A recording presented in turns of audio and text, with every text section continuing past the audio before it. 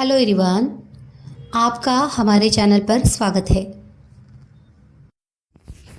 भारतीय लोक कथा या अपना असली चेहरा दिखाऊं? एक खूंखार चीते ने किसी तरह अपना रूप बदलने का गुर सीख लिया। उसकी बड़ी इच्छा थी कि वह किसी ब्राह्मण कन्या से ब्याह करे। हालांकि उसे मांस बहुत पसंद था और उसे खाना नहीं छोड़ सकता था, लेकिन साथ ही उसे ब्राह्मणों के पकाए खाने की गंध और स्वाद बहुत अच्छा लगता था, भले ही उनका खाना शाकाहारी हो। अंततः एक दिन उसने युवा विद्वान ब्राह्मण का रूप धरा और एक ब्राह्मण के द्वार पर गया। ब्राह्मण परिवार ने उसे सम्मान के साथ भोजन का निमंत्रण दिया और उसे भात, रसेदार साग, आम का अचार और दही परोसा। उसने उस परिवार की कन्या से विवाह करने की इच्छा दर्शाने में अधिक समय नहीं लगाया। ब्राह्मण के घरवाले उसके रामायण पाठ, मधुर कंठ और संस्कृत के ज्ञान से प्रभावित थे। अतिथि की इच्छा जानकर उन्हें प्रसन्नता हुई। शीघ्र ही विवाह संपन्न हो गया। वर के आगे पीछे कोई था नहीं जिसे बुलाया जाता और आने की प्रतीक्षा की जाती। कुछ दिनों बाद जामाता ने कहा कि वह जंगल के उस पार अपने घर जाना चाहता है और दुल्हन को साथ ले जाने की अनुमति मांगी। बूढ़े ससुर ने तुरंत उसकी बात मान ली। कहा, विवाह के पश्चात कन्या पर हमारा कोई अधिकार नहीं, आप ही उसके स्वामी हैं। हमने उसे बहुत लाड़ प्यार से पाला है। उसे अपने से दूर करना निर्वासित करने जैसा है, परंतु मैं जानता हूँ आप उसका सब प्रकार से ध्यान रखेंगे। अगले दिन जामाता ने प्रस्थान किया। सास ने रास्ते में खाने के लिए कुछ मिठाइयाँ और शक्करपारे बांध दिए। घात में बैठे किसी राक्षस से बचाव के लिए उसने पाथे के प्रत्येक पोटली में नीम की पत्तियाँ रखी और कुछ पत्तियाँ बेटी के बालों में गूंद दी। बेटी को विदा करते समय माँ की आंखें भर आई। रास्ते में और सब तो ठीक रहा, लेकिन जब भी दुल्हन किसी पेड़ की छाया में या तालाब के किनारे जरा सुस्ताने के लिए कहती तो पति का मिजाज गर्म हो जाता। चुपचाप चलती हो या अपना असली चेहरा दिखाओ? ये बात उसने कई बार कही। जो जो वे जंगल में आगे बढ़ते त्यों त्यों पति में आते बदलाव को देखकर उसे कुछ अजीब लगा। आखिर उससे रहा नहीं गया। बोली, अच्छी बात है, दिखाओ अपना असली चेहरा। उसके ये कहते ही पति का रूपांतरण हो गया। 4 पैर, लंबे पीले शरीर पर काली धारियाँ, मूछल चेहरा। तो ये आदमी नहीं, चीता है।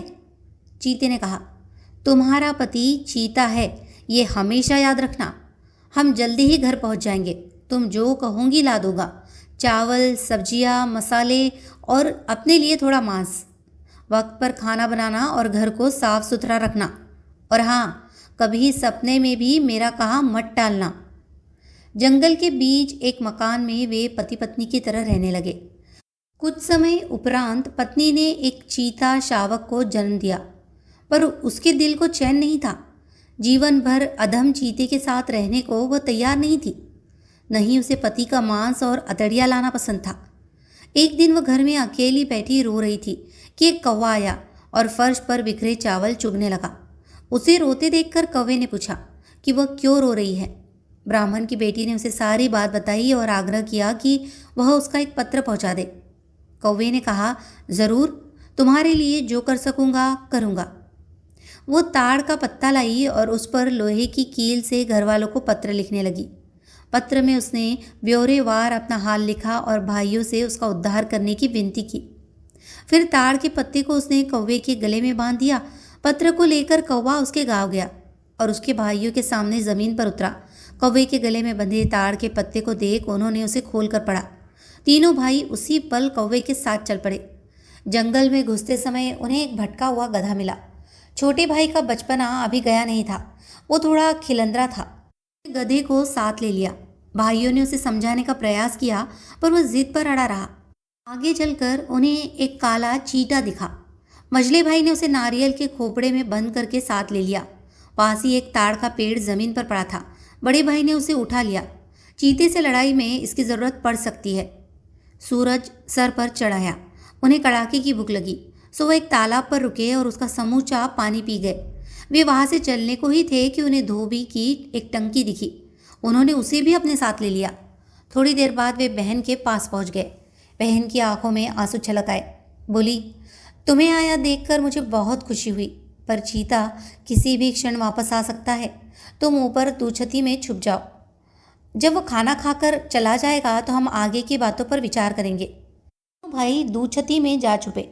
गधे, चींटे, ताड़ के तने और धोबी की टंकी को भी वे दूछती में अपने साथ ले गए। चीते ने आते ही इधर उधर सूंघा और बोला, मुझे आदमी की गंध आ रही है। पत्नी ने कहा, आदमी की गंध नहीं आएगी तो किसकी आएगी? आदमजात से ब्याह जो किया है। तुम्हारी गंध मैं पहचानता हूँ, ये वो नहीं, चीते ने कहा। वो भूखा था और पत्नी का बनाया ब्राह्मणों का भोजन खाना चाहता था।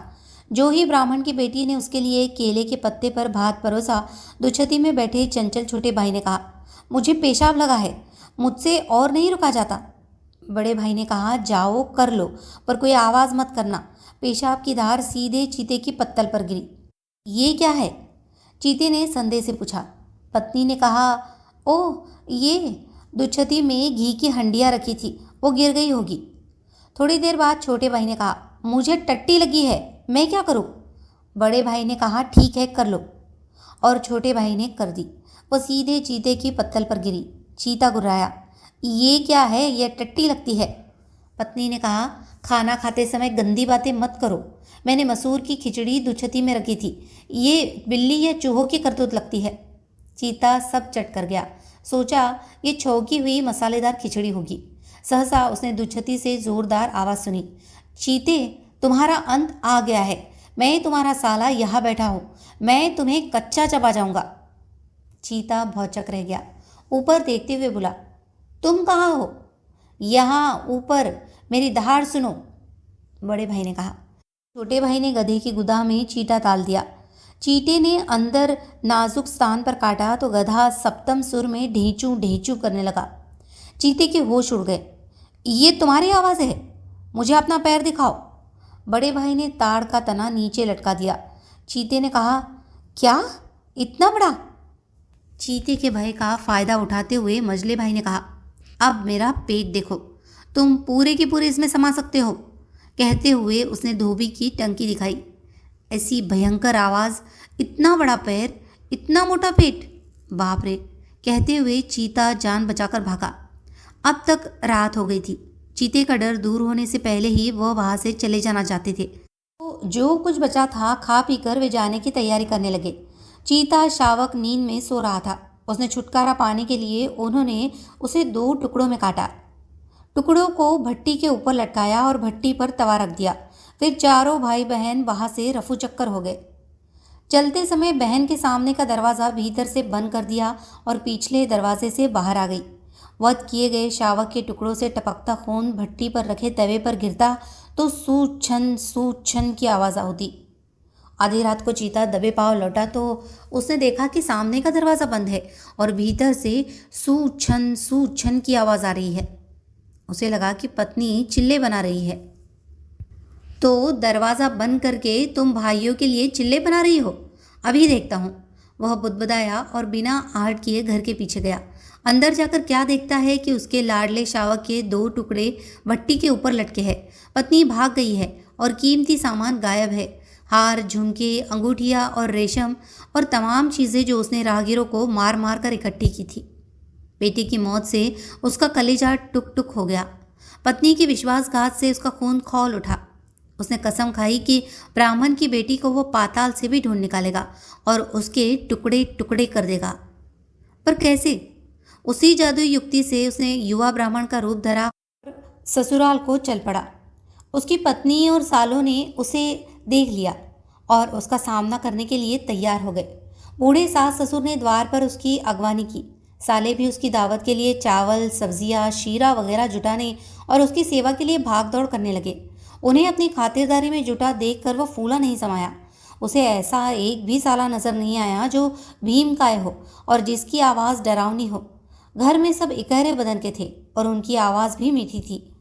इस बीच बड़े साले ने घर के पीछे बेकार पड़े कुएं को टहनियों से और घास फूस से ढक दिया और उस पर रेशमी दरी बिछा दी। रिवाज के मुताबिक मालिश और स्नान के लिए सालों ने जीजाजी से रेशमी दरी पर विराजने का निवेदन किया। उसके बैठते ही दरी घास फूस और टहनियों समेत भयंकर आवाज़ के साथ कुएं में गिर गई। तीनों भाइयों ने अधेर कुएं को पत्थरों, कचरे और मिट्टी से पाट दिया। इस तरह दुष्ट चीते का अंत हुआ। ये कथा एक तमिल कहावत को समझाने के लिए कही जाती है, जिसका शाब्दिक अर्थ है मानते हो या तुम्हें अपना असली चेहरा दिखाऊं।